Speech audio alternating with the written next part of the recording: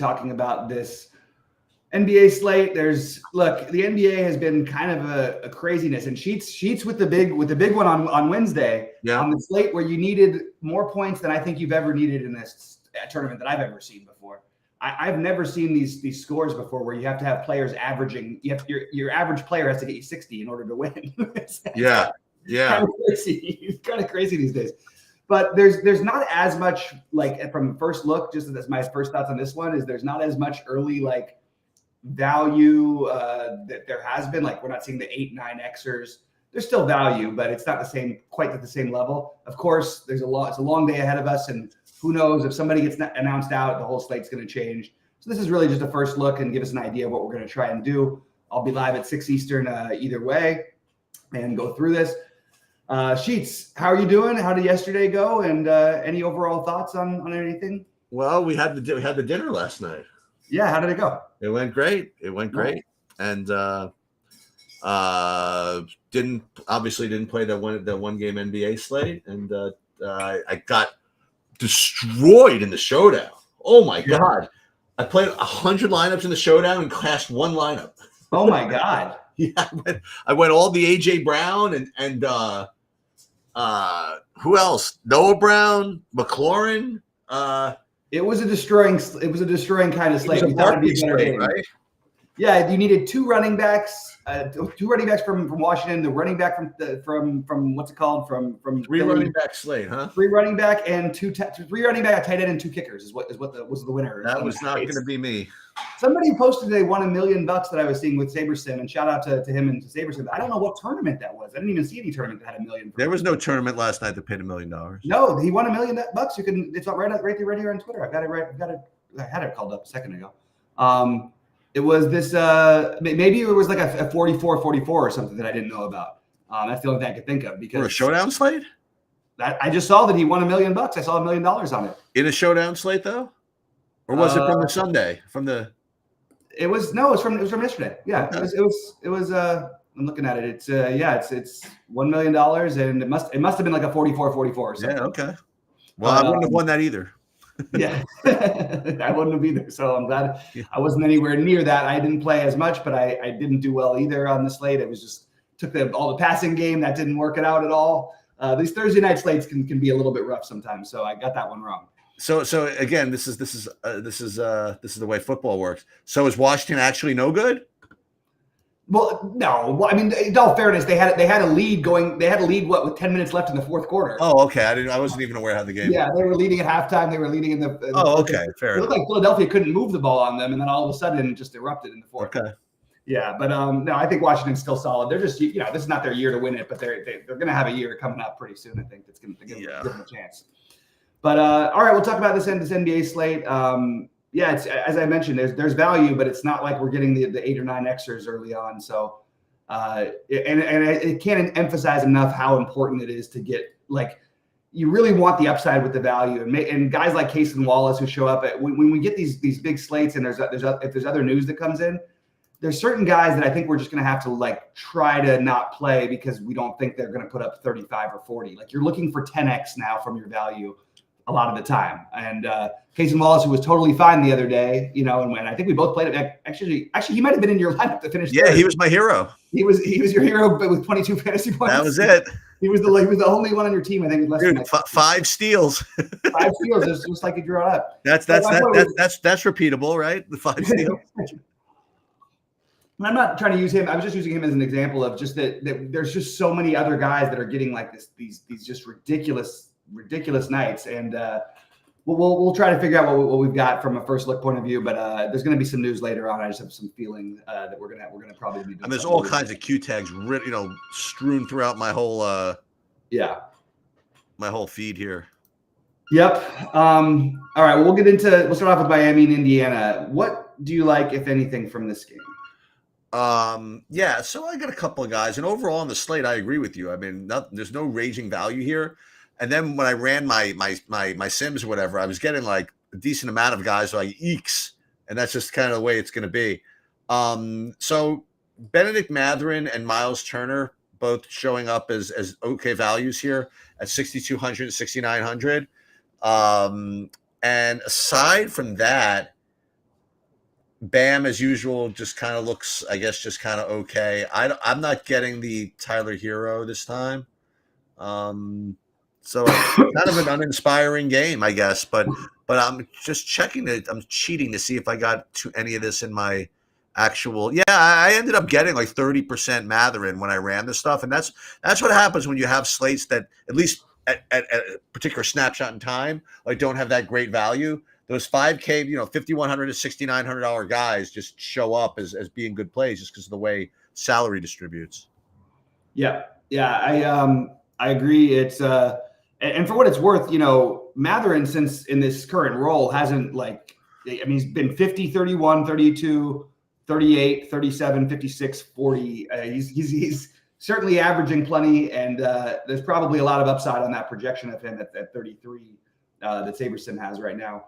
I like a couple things. One, I have no problem going back without Jimmy Butler. In order for them to stay competitive in these games, somebody's going to have a big game. And I like Hero a little bit, and I think Rozier is maybe worth taking another stab at. Hero got crazy hot, and that's hard to duplicate what he did in the fourth quarter of that last game. But I really believe that you're supposed to play somebody. Now, there's plenty of other games, so maybe you don't have to. But between Hero, Bam, and Rozier, I would like to get to one of them. So that's sort of where I'm at right now, just because I love the Indiana matchup in general. And I like the Matherin on the other side. Halliburton, it's probably not the right slate for me. I am going to keep bouncing out in hey, look, we got to keep playing him at low ownership because he's got such a high ceiling and he's got such a wide range of outcomes these days. But this is not probably the best matchup to play him in. So Matherin and one of the Hero, Bam, Rozier crew are the guys I'm most interested in. I expect one of those guys to put up a nice little 6X or something somewhere around there at a reasonable price tag. I wanted to shout out a podcast. I don't usually shout out these people, but for my own reasons. But so Petty Theft, as everybody knows, well, not everybody knows, but a lot of people know, he was one of the best NBA DFS players, and he announced he was going to stop playing. And in a great bit of irony, he actually won the NFL Sunday Million and FanDuel the day after he said he was quitting the NBA. I know. But he did an interview on Lulz with Brick and what's his name and Overzet. He goes, he went on there a couple of years ago. I encourage you guys to listen to it. I mean, he was basically going over all the stuff he would do in the NBA. He's not doing it anymore because he's not playing anymore. But he talked about the state of things. I mean, it's you know, if you're going to play, it requires like a lot of effort, and to listen to what he does. And he's not a guy that's going to run sims really. Mm-hmm. He even talked about it. He says he'll run sims in football, but he always just did his own stuff in the NBA, which involved like getting up at literally, like 11-hour days watching like all the games. And making his notes and just basically saying, I don't care what these sites say. I'm gonna do better. Not all the time, but I'm gonna know like who's gonna get more minutes from my own, and it's through nothing other than total freaking hard work, right? And so it's not easy, and I do think that you should be able to combine the skill sets of being able to have some sim stuff do it for you, but you do need to have some degree of subtlety and takes to really get an edge. So and it's interesting because that's exactly what I used to do. Yeah, like I used to watch every single game. It's just I have family life that is. Well, that's why he's not doing it anymore. That's why he's not doing it anymore. Yeah, exactly. And I can. I mean, he did it more successfully, but I think he played a lot bigger too. But I did really well for a long time. I still am. This year, I'm trying to watch as many games as possible. Yeah. But it is so hard, and it is so important. The things you pick up that the guys that are undervalued. I think of every last six-figure one last year. I won with the backup, the third stringer from Indiana, because I said, okay, well, if things go differently, they might play two bigs and he might get his run. And his guy was like 0.2% owned, and he had like 50 fantasy points at 3K. You find little things like that you could sort of marry yourself to. And another thing, I don't want to spend too long on this, but this is something we talk about a lot. We talk about this when we talk about poker, is that if you're a tournament poker player, and you're running poorly and you're losing or not working up to expectation, it's not so easy to say, well, it's just one tournament. You just keep playing well. Yeah. If you start to run poorly, you start to like lose the confidence in making that kind of high leverage play that you you should make. But like I rant this all the time when I was backing people. You have these guys that were like, say, 50,000 in makeup, and I know I should have bluffed there, but I just didn't feel it was going to work because it hasn't been working. You know what I mean? Or and it just wasn't kind of feeling it. And it's not so much even like the psychology of it. It's just you literally like it messes with your head a little bit having downswings. You don't do what you're supposed to do, and one of the things that even Petty Theft was talking about is so many times. I would have a guy who I would have 60% of somebody that the industry had at like 2% because I was just that confident that I was right. Right. And the thing is that if you're running well and you're winning, you're more inclined to do that. And if you're not running well, your brain can mess with you a little bit and say, ugh. I have this. I think this guy's going to get 39 minutes, and everybody else has him at 32. But I haven't won since the Eisenhower administration, so I'm not even going to do it. Right. So it's an interesting dynamic. It's a good point, and I know again you just didn't want to mention it, but I do think this is really important, and it's something that I think has hurt me a little bit. I'm finding myself being a little more spread out in certain situations than I'd like to be, and partly it is because of the lack of recent results, and it's something that I'm trying to work on, but it's not an issue so much with NFL. It's more of an NBA thing, and it's something that is it's hard to pull some of those triggers when things are not going your way. Anyway, we can move forward. Philadelphia and Orlando. Philadelphia and Orlando. I have a whole ton of nothing. I knew you were going to say that. Yeah, good read as usual. Yeah, I'm getting nothing in the projections, and in the actual running of the lineups, it might be even worse. Well, no, I'm actually getting as usual because it's mandated by the Magna Carta. 16% of Jonathan Isaac. Okay, always get him early, and then you never play him at the end. But that's who I'm getting, and then I'm getting basically nobody on Philly. Yeah, and as of right now, I have no issue with the Isaac play personally. I think that look, he played his season high of minutes in 22 the other night. At some point, like this guy is he's one of the most valuable defensive players in the NBA. It seems like against a team that that's going to play a combination of they're going to have Embiid out there, they're going to have some Yabusele, they're going to have some Drummond. All of those things are good matchups, and he's just a good defender anyway. If his minutes do stay above 20, whether we play him or not tonight, if he's ever playing 20 minutes. I just would. I don't want to say lock him in, but he would be a value piece I would always use. Other than that, I can't get to anything here unless we get word later that Embiid, which I don't expect, will have every minute. I don't understand why he can't play. I don't understand what's going on with that. If there's no minutes concern at all for Embiid, I would consider him as a contrarian play. But I can't get to anything else right here. Even though we did have some guys like and the one other one that I considered was going back to Batatse. Remember, he had the one down game, but then he put up 34 again. So basically, in his time in this role, he's averaging 30 fantasy points a game with some upside on that. I think you could go there, but I just think there's better spots to attack later on. That's what I've got right now, anyway. All right, Detroit and Toronto. Yeah. So as I mentioned earlier, this 6K range is always going to be just very popular in my builds when there's not that great value. And this is no exception. I'm getting 35% right now of Tobias Harris, which is actually kind of interesting because I'm not seeing projected for that much ownership. And it's a guy who's always uncomfortable for me to play. But in the absence of good value, these are the types of builds that I usually just come up with. So getting a bunch of that, Jalen Duren, 15%. Just you see like all these Detroit guys I have a little bit of here. And then Toronto, very, very little. Aside, I mentioned Davion Mitchell, right? He's from the other team, 12%. So really not much for Toronto right now, but just because of pricing, I'm getting a lot of that Tobias Harris. Yeah, and I understand it on this slate. I'm going to try not to do it. Yeah, I know. You're going to try, but yeah. I feel like that big Duren game has got to be coming at some point. So I guess I'll mark down Duren as my favorite piece from this game. you have the questionable Jaden Ivey. If he's out, I don't mind going right. Well, first of all, we're gonna end up having to have. I don't know, is Holland even available today? Yeah, we're gonna have the Ron Holland thing again, possibly. You think they're gonna bench him for missing the free throws or something? I mean, he's a rookie. They drafted him in the lottery. Like, I don't think they're gonna punish him forever. I'm kidding. No, dude, it's not a joke. These things happen. I saw D'Angelo Russell missed a three, took a bad step back three, and JJ Redick didn't play him for the next 20 minutes of the game. So things happen these days. I don't think it's that crazy to think. But the one that's not going to show up that I think is an interesting tournament play is Grady Dick. He's certainly flashed a ceiling. He's really good, this guy. He doesn't look like a basketball player, but he is. He's really good.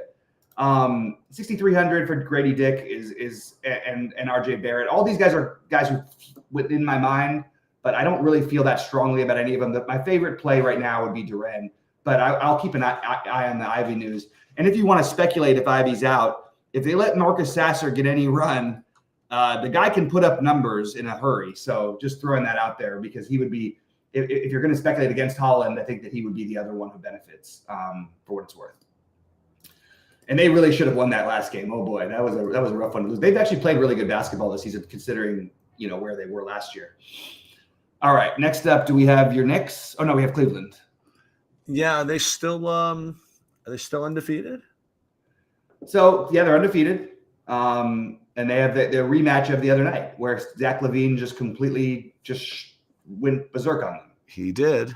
I'm getting him like 19% of him again, running him now. And Darius Garland as well from this game. Donovan Mitchell getting some up. Patrick Williams getting some of that as well. So yeah, I mean, all these guys look pretty decent. Yeah, so I like the LaVine play. Again, you could argue, people will say, oh, Chasey and all this stuff like that, and he doesn't have to go 12 for 17 from the floor, which is very, very valid. But we know LaVine has an upside. We know this price is based on his historical past, probably a little bit low for him. So I have LaVine written down, and I have the Garland or Mitchell type of deal. And this is just such a great matchup for Cleveland. If the game stays close, like, it's hard to see one of Mitchell. I mean, the Bulls are still playing with the fastest pace in the NBA of any team in basketball. Cleveland is surprisingly playing a lot faster than they used to.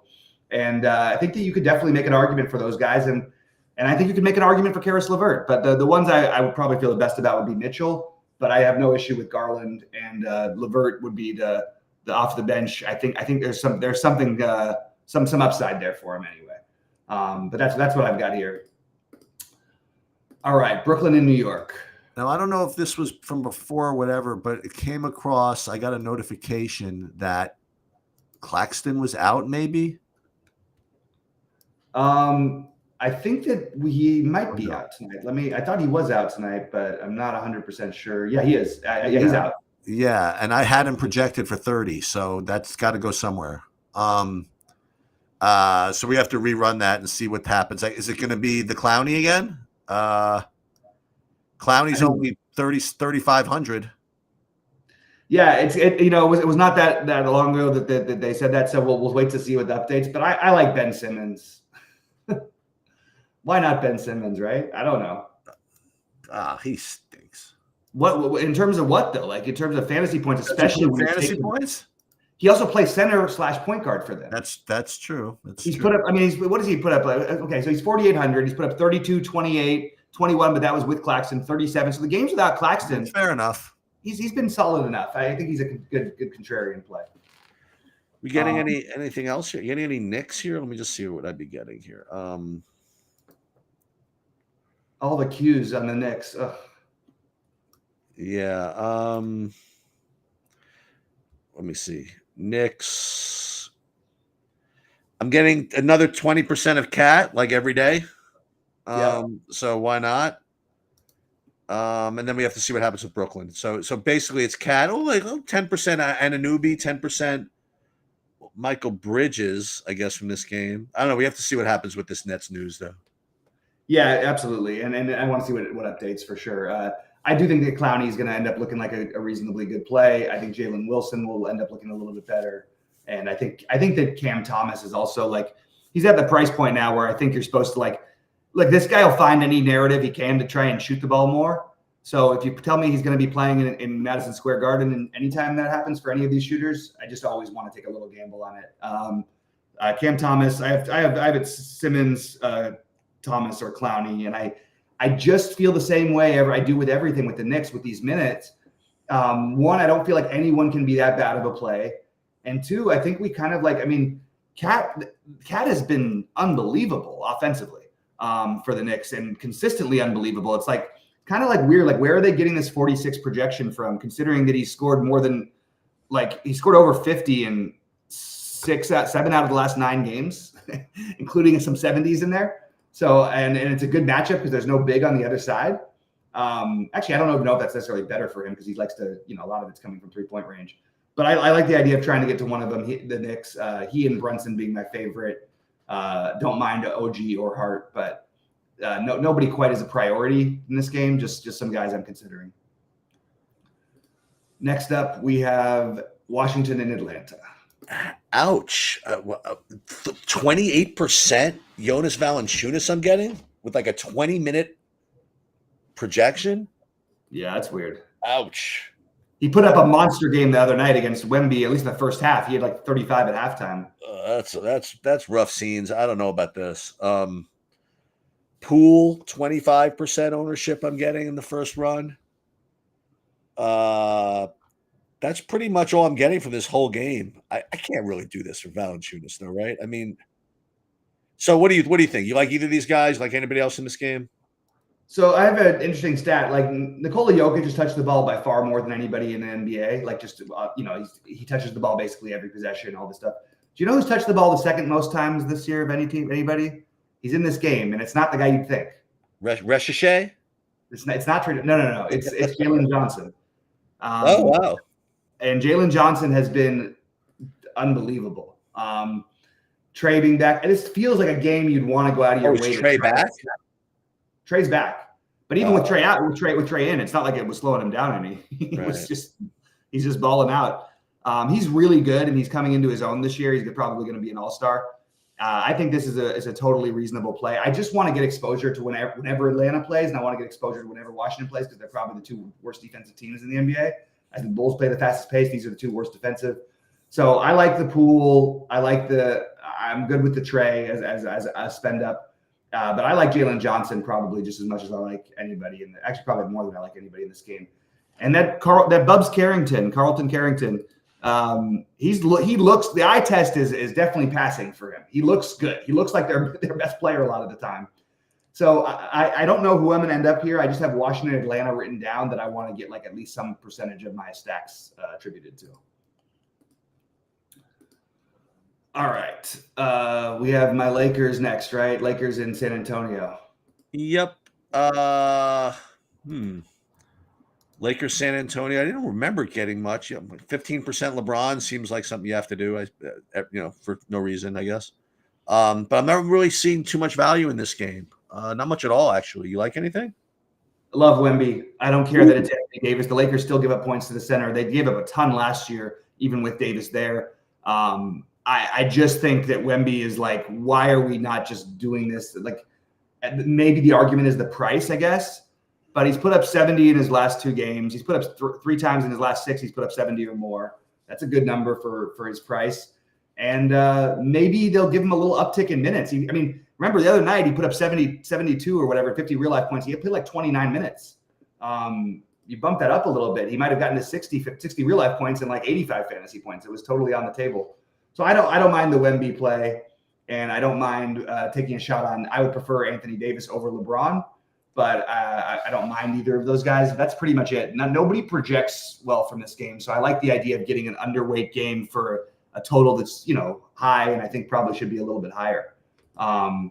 So I'm good with that. And Wemby though, I wish he was a tiny bit cheaper, but he deserves to be where he is. As I've said, he belongs in that same, just below Luka in general, and Jokic.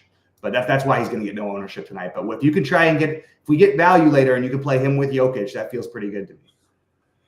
Strangely, I mean, these last 3 games, they have like these kind of random values kind of thrown throughout here. And the first of which I'm seeing in this Phoenix game. You already alluded to one guy. I mean, Kason Wallace, he's 3,800 and showing up as kind of like an okay value. And then Grayson Allen at 3,700. I don't know how he performed last time. He was kind of chalky, but same thing here. Is 3,700 in a slate without too much value. So he's going to show up, and I have a 30% ownership projection on him as well. In addition to that, I'm getting to a lot of him in my sims, but the other guy I'm getting to a bunch is Lou Dort for some reason. Yeah, that feels weird. That feels very weird as well. But that's again in on a slate bereft of value. These are the types of like plays that are just sometimes just going to show up. So we'll see what I actually do with it. Yeah, I think Phoenix is going to struggle in this game. Is just my initial guess, unless like Devin Booker, who they made 9,700, which is probably what they should make him without KD. Everybody they bumped up to a price without KD, and it just feels weird that KD and Bradley Beal are going to be out and that nobody looks good. Something's wrong. Maybe it's Tyus Jones. I don't know who it is. I just have Phoenix written down. I'm curious what their starting lineup will be. I'm curious if Grayson Allen and Nurkic are both questionable. Maybe I could talk myself into some Nurkic here. They don't really have the size they don't really have the size to contend with them. They can do their double team thing that they love to do. But I don't know. I don't love the idea of Grayson Allen chalk, but somebody's going to have to score points. So you got to my guess is you're going to end up with at least somebody from Phoenix tonight. And Grayson Allen is the one who looks the best point per dollar. So most people will probably go to him. Can we play Booker at 9,700? I think maybe we can there's no Beal and no Durant. Tyus Jones is a real point guard, so it won't be point Booker like when he was scoring 70 a game a couple of years ago when they made him that.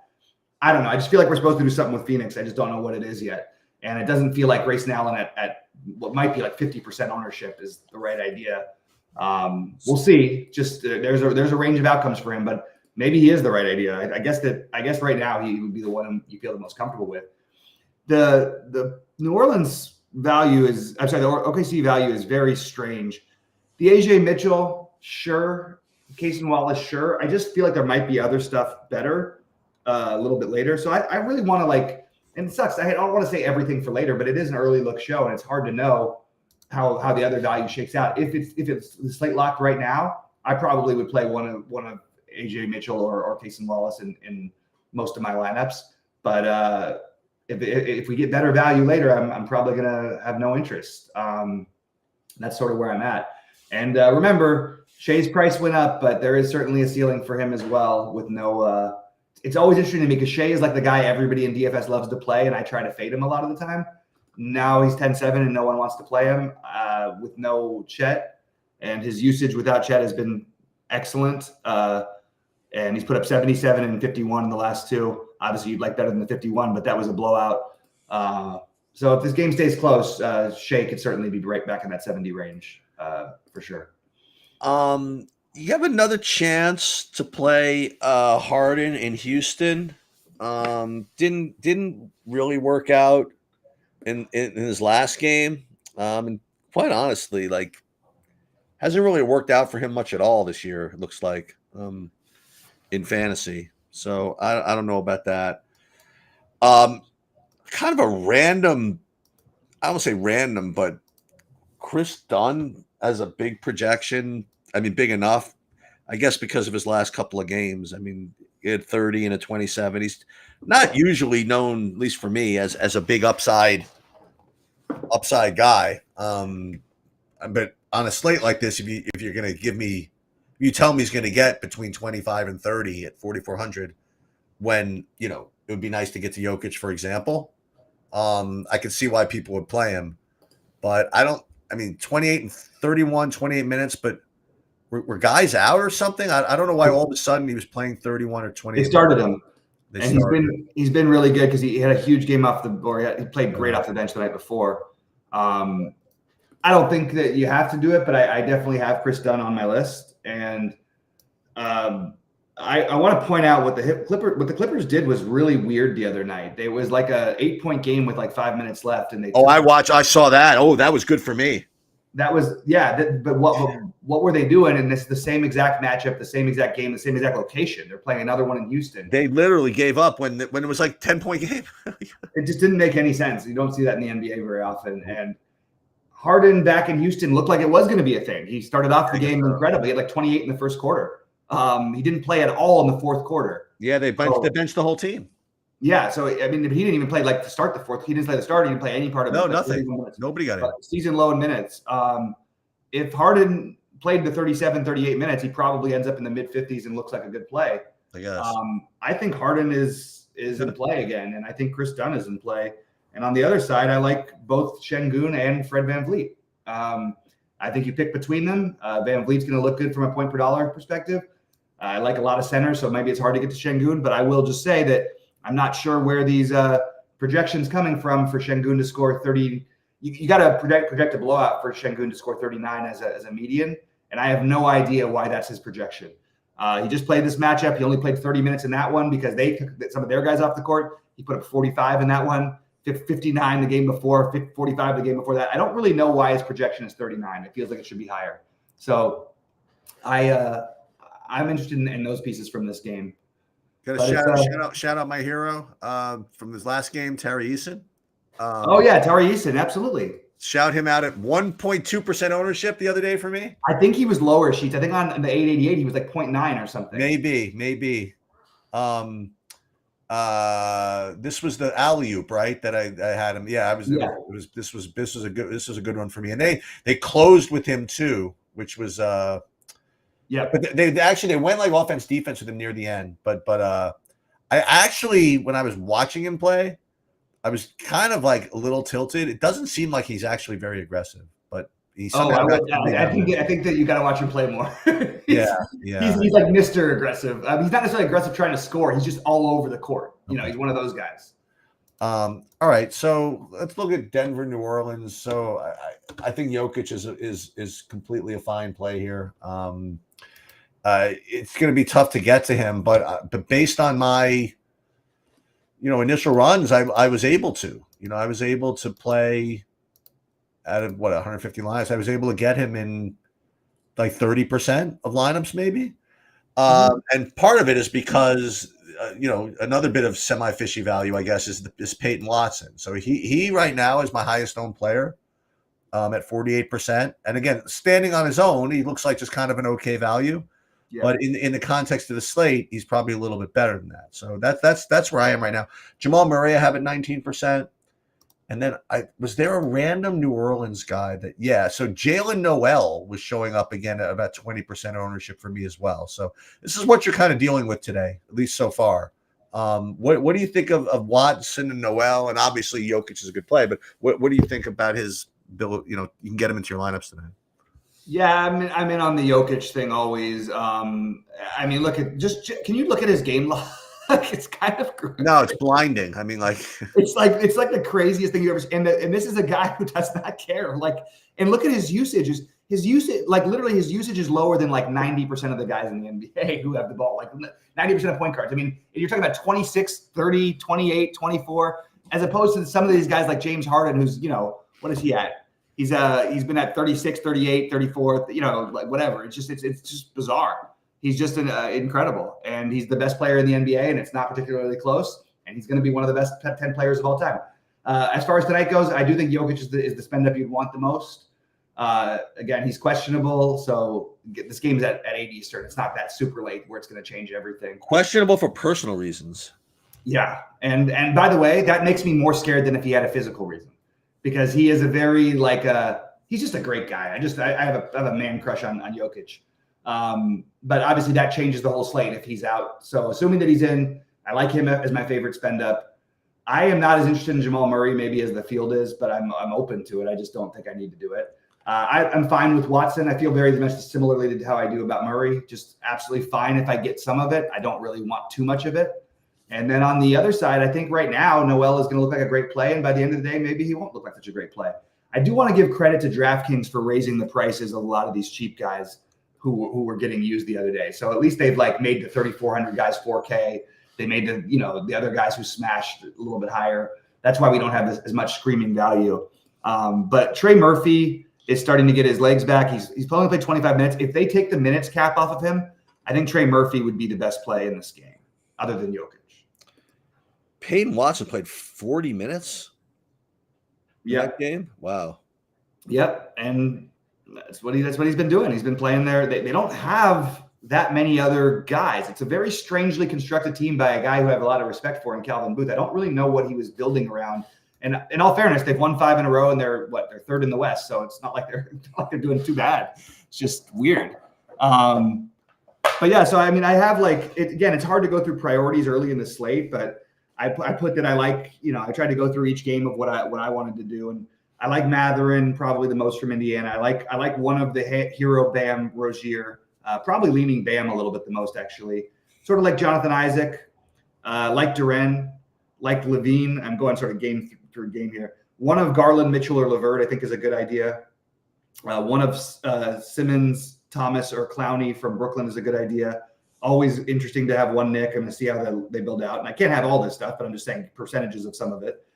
Washington, Atlanta, I don't know what to do, but I think it's a good game stack just to try and say, okay, you know what? There's a lot of plays that look good here. I think this could be a 5-man stack that wins us all the money.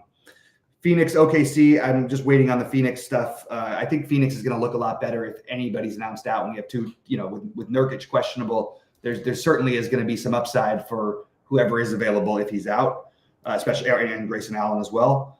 Then there's the I probably have a little more interested in most in the Clippers and at Houston. And then the main ones though, I think that I'm gonna have, Jokic, Watson, Trey Murphy, Jalen Noel on the other side. I think it's look, if we don't have news by 7 Eastern, even though it's only an hour later that the last game's locked, I think it's probably a good idea to try to get in, to try to lean a little bit. If you're 50-50, play more of the Phoenix, OKC, Denver, New Orleans, just because that Jokic news is literally if it's a real up to the minute thing, which it probably won't be, then we have to delay, I think. Because if he's out, then you have everybody on Denver and everybody you just stack that game up and you probably have 6 or 7 guys from that game. Oh, she's due today. Okay. Thank you, Jenna. I appreciate that. So yeah, Jokic's wife is due to deliver a baby. So if that comes close, I think Jokic is not going to, he's definitely the kind of guy who's not going to play. And let me ask you this. So, I mean, he's either in New Orleans or he isn't, right? I mean, it's a good question. Right? I mean, where is she? You know what I mean? If she lives in Denver, I mean, he's going to stay there. I mean, whatever. Yeah. I want to know where he is. You know what I mean? Where is Jokic? So I would expect then that we do have that news before then, Well, I would hope so. I mean, but it's one of those things. I don't know about your situation, but when my ex went into labor, it was 26 hours, she could have told me when she first went to the hospital, but I guess you never really know. It's different for everybody. So yeah, you kind of want to be around that. That's a good question, by the way. I wonder where she is and where he is. That's all. Yeah, that's a good point. So hopefully we'll have that news a little bit later today, or at least a better idea of it. So I'll check where Jokic is. I mean, listen, Jokic doesn't need to go freaking to a road game in New Orleans if he doesn't want to. I mean, no, especially one they can probably win without him. Yep. And by the way, that means it might be Russell Westbrook time tonight. If he's out, you get to play Westbrook and Murray together. That's kind of fun. And what center would you play? I think he is the center. No, I'm just kidding. It would be probably Nnaji would probably start. He's 3K. But he doesn't get to play much, so it's really hard to gauge where he's at. It could be Dario Saric. DeAndre Jordan? I guess it could be DeAndre Jordan. I don't think he's played in a while, but he played a little bit. Yeah, he's around. He had 16 fantasy points. It probably would be DeAndre Jordan because that's what they've done them in the past. But that's weird. It's a weird situation. Anyway, as usual, basketball is craziness. Sheets has been running videos for everything else going on, and a bunch of us are actually going to start trying to do a little bit more of that. I got to get back into golf next week.